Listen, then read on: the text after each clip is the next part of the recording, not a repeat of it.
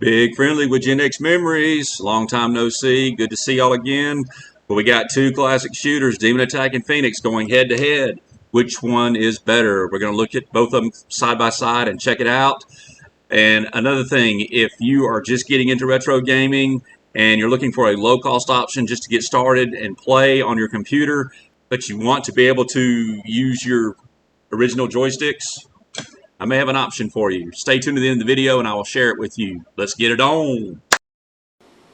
Okay, you got some basic numbers here.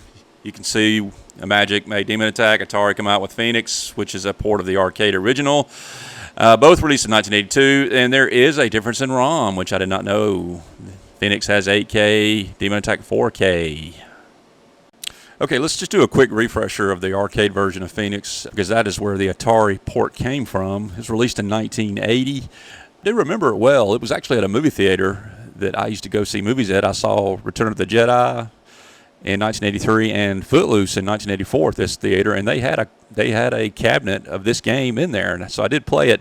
But to me, it always felt like the game kind of got overshadowed by really another very popular shooter that came out just a little bit after it did. Okay, the graphics on this thing are pretty good. I think it's cool that Atari went ahead and kicked in the extra money for the 8K card instead of the 4K. Just think if they'd have done that with Pac-Man, how much different things could have turned out. But anyway, you get all the stages, which is great because we all know that look at certain other games, Gorf. I think CBS put that one out. Donkey Kong. A lot of the other arcade ports didn't give you every level, so you get everything with this. And it plays a lot like the arcade. It's easier. I mean, it's a lot easier than the arcade, but that's pretty standard on a lot of Atari games.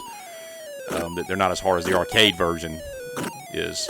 You get the rapid fire, though not as much as the arcade. The arcade shoots a lot faster. And I always thought it was strange that the arcade version give you the rapid fire on the second wave and the fourth wave. It's almost like it's easier than the first and the third wave. This last screen, it looks fine. You don't have the enemies floating around that add a bit of a challenge like the arcade version does, but other than that, it's not bad. It's not bad. Now let's talk about game variations for the 2600 version of Phoenix. 0.0. That is just so terribly lame, in my opinion. Whenever you think about Atari, was it me, or did it seem like as time went on with their games, they put less and less variations in their games as the time went on? And we're not talking about a bunch of time here. I mean, you look back to just the previous year or two. I mean, Space Invaders came out. That was the big hit that blew the Atari out of the water. Everybody wanted one. You look at the variations for that game. Look at Asteroids. Look at Missile Command. All three of those games came out before Phoenix, and look at what you get. I mean, they couldn't add just at least one, just maybe to ramp up the difficulty level or something like that. I don't know. It just a two-player option. I don't know. I just think that's terribly lame, and I think it sucks. But other than that, this is a good game. It's not rare. So if you want to pick up a copy, you can get a copy for probably just a few bucks off eBay. All right, let's move on to Demon Attack. Okay, first things first. All right, I don't know if I've ever heard a single person say they hate Magic's color design and artwork on their games. Everybody seems to love it, and I'm also in that camp. There's just something so cool about the silver, the stripes, the font style they used for their games. And on Demon Attack, the the little toy dinosaur with the wings added on to it that's in the picture. I'm telling you, I owned that toy dinosaur when I was a kid. It was like hollow. You could squish it. I think I played with it in the bathtub. And I had one of those, I'm telling you.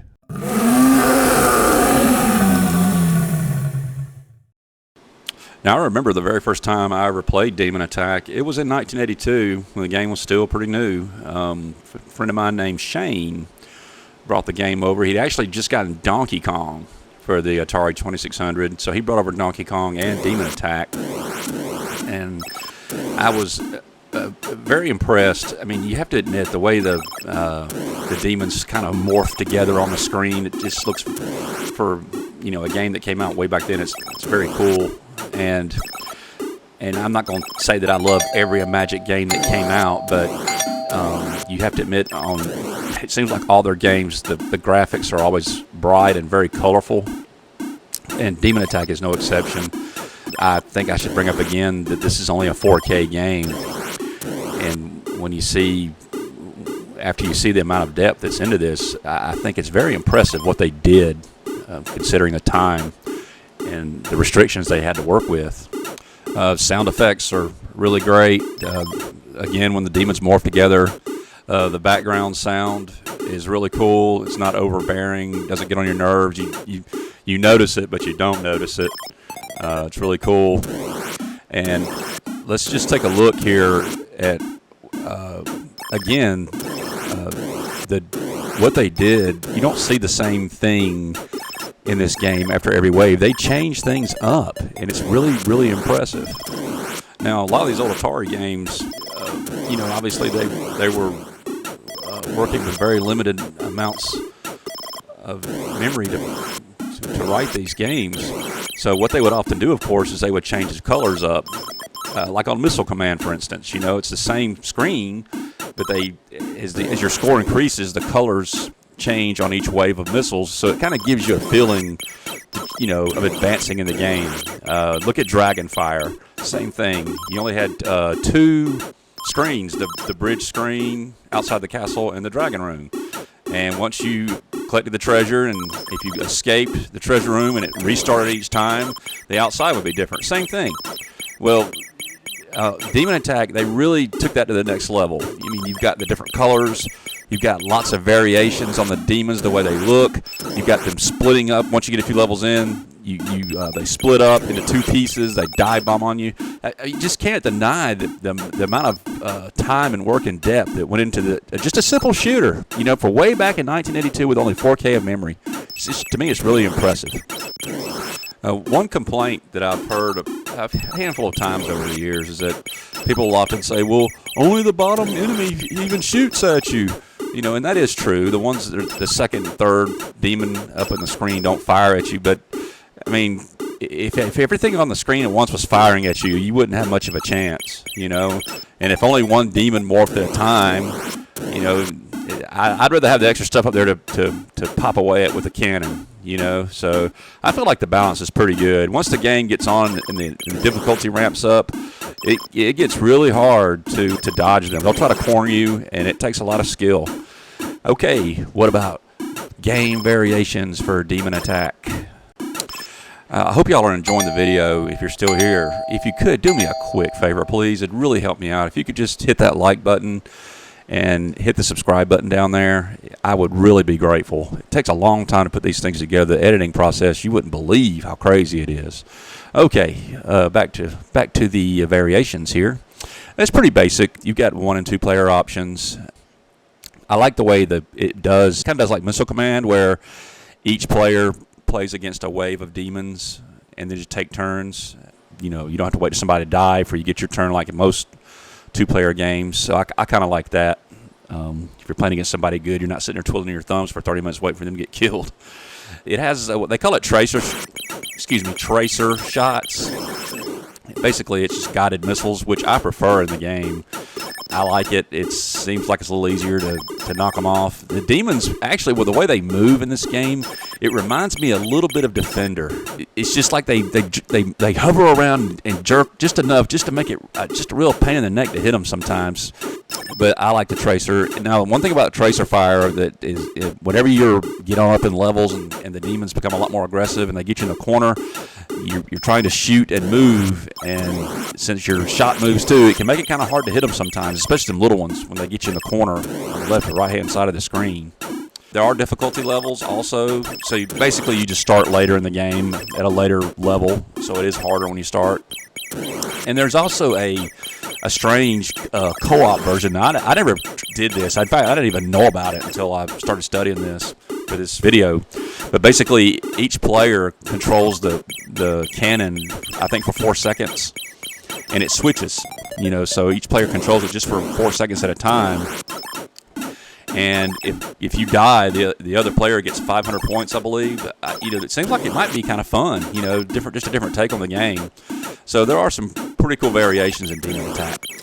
Okay, to me, there's no contest. I admit I'm biased. I mean, Phoenix is a good game. It's a good port of the arcade game, but to me, Demon Attack has its own unique personality.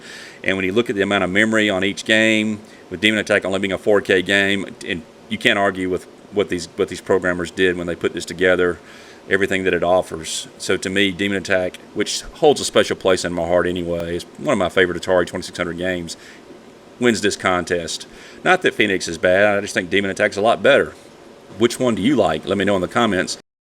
Okay, as promised, you made it to the end of the video. If you're looking for a cheap way to play Atari 2600, 5200, or 7800 games on your laptop computer and still be able to use your original Atari controllers, and in some cases I think you could even use like a Genesis controller, a Sega Genesis controller, because it has the same 9-pin connector.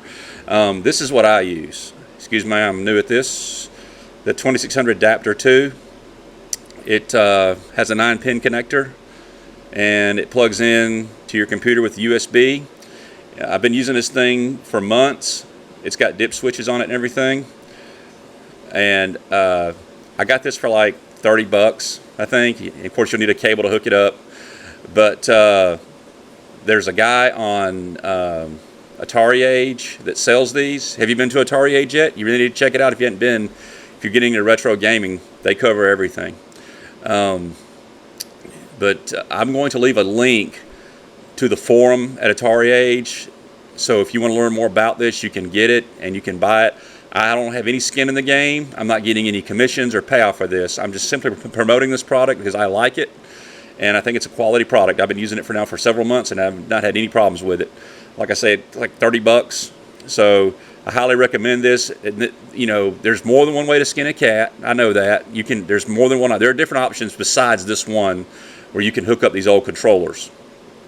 But like I said, I've played 2600 and 5200 games using this with a regular Atari joystick. It was a lot of fun playing some of those 5200 games with a regular standard controller, and not those terrible 5200 controllers. You can map your keys on your keyboard to work like the number pad did on the 5200. So it's great.